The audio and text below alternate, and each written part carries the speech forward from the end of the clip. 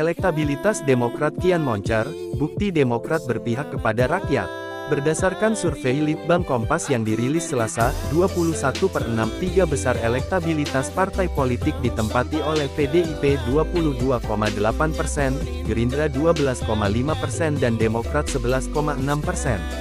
Adapun peringkat selanjutnya diduduki Golkar 10,3%, PKB 5,4%, PKS 5,4%, Nasdem 4,1%, PAN 3,6%, dan PPP 2%. Litbang Kompas melakukan survei secara berkala.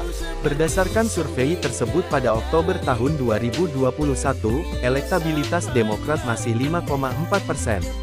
Sedangkan pada Januari tahun 2022 Demokrat menembus 2 digit yaitu 10,7%.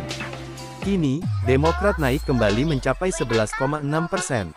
Hal ini menunjukkan elektabilitas Demokrat meningkat secara konsisten selama setahun terakhir, kata Reska Oktoberia, Deputi Operasi Kampanye dan Pemenangan BAPILU DPP Partai Demokrat kepada wartawan, Kamis 23/6.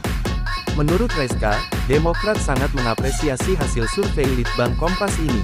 Hasil positif ini semakin memacu Demokrat agar terus konsisten memperjuangkan dan menyuarakan aspirasi dan harapan rakyat, untuk perubahan dan perbaikan, kata Reska. Lebih jauh Reska menyampaikan, ada 3 kunci kenaikan elektabilitas Partai Demokrat. Pertama, konsistensi Partai Demokrat yang dipimpin AHY menyuarakan aspirasi masyarakat terkait kebijakan yang tidak berpihak pada rakyat. Hal itu disampaikan secara terintegrasi di ruang publik, baik di parlemen pusat maupun daerah.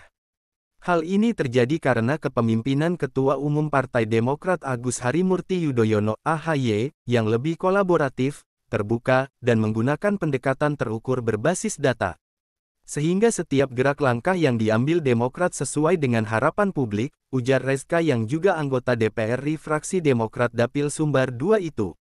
Kedua, katanya, konsolidasi organisasi yang dilakukan oleh Ketua Umum Partai Demokrat Agus Harimurti Yudhoyono juga membuahkan hasil positif.